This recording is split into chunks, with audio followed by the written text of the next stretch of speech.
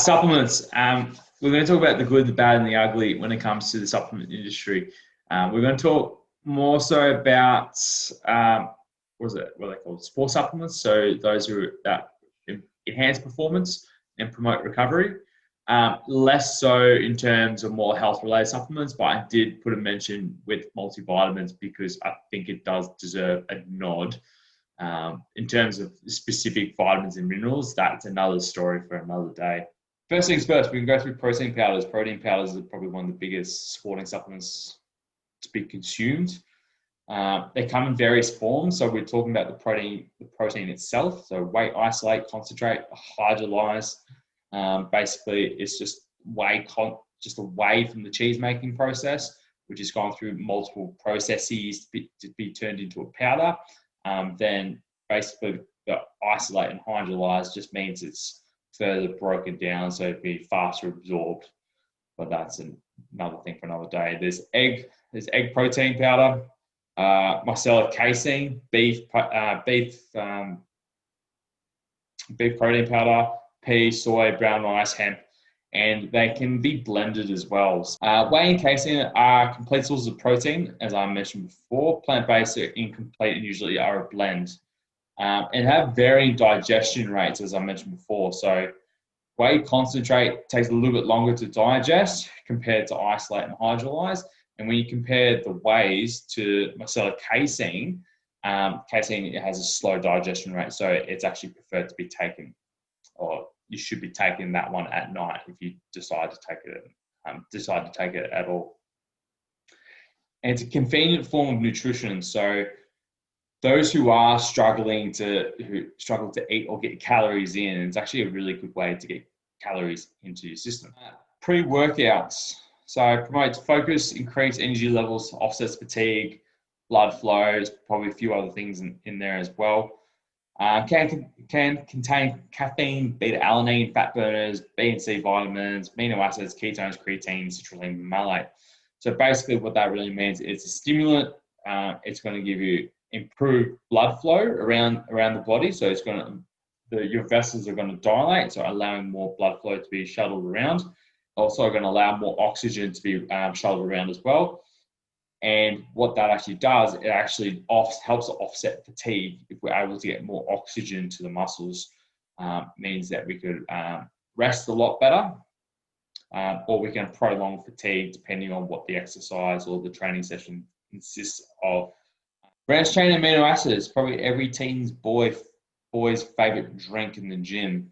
I've seen the big jugs with colored liquids in it. And this is what is usually contained within that. And they usually just come in various colors and flavors. BCAAs, they contain leucine, valine, and isoleucine. And usually they come in different ratios as well. So leucine tends to be the highest in terms of the actual content. So usually the most typical one is a 2-1-1 ratio. So if you think about it pretty simply, if you have 2 grams of leucine, you're having 1 gram of valine and 1 gram of isoleucine. And the research suggested is because BCAAs bypasses the normal digestion, it's shuttled straight to the muscles and it can be utilized to help start the recovery process and prevent muscle breakdown, and promotes muscle synthesis during the session. So it actually potentially help with the signaling. But a lot of the research has actually come out to be false. It's basically just expensive, tasty water that you drink. Last but not least, multivitamins. They help. So the whole idea of the multivitamin is they help to fulfill the nutritional deficiencies that diet alone cannot meet.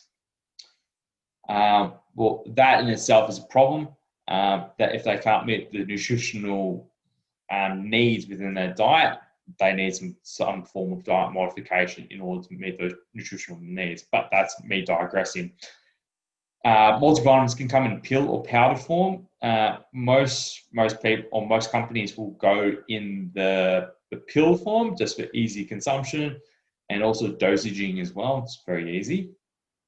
Consumers believe that it will protect them from certain diseases and increase their lifespan. So they use it as a form of nutritional insurance, which was quite interesting to read about that. And I was just like, oh God, misinformed people. It's not real insurance at the end of the day. The effectiveness has always been questioned as well. So whether or not someone actually needs it in the first place is really just the problem we need to actually solve first, and like why they're actually asking about this question. It's probably just more of a placebo effect to them. It might have some small effect, but in terms of longevity and disease management or prevention of certain diseases, that I don't think it hasn't been proven to do anything. What to look for in a supplement? Ask first if you have any deficits in your current diet. So diet should always be the first place that we look when it comes to nutritional deficiencies in someone's diet. What and why? Why is this even occurring in the first place? Is it something to do with the undereating? Are they overeating in certain areas and undereating other areas? So they're trying to compensate. I'm just eating, but still not good. Are they potentially there's some other underlying issue that hasn't been diagnosed that might need to be worthwhile investigating and handing off to an expert? And what's the intended purpose of taking that supplement? Taking a supplement for the sake of taking a supplement is the most back-ended, half-assed, don't even try excuse just to take one. And to take it for as an insurance policy is not really a good idea, because they think the supplement is actually good, but if they do the research behind it, they actually could see whether or not the efficacy or the effectiveness of that supplement is actually beneficial.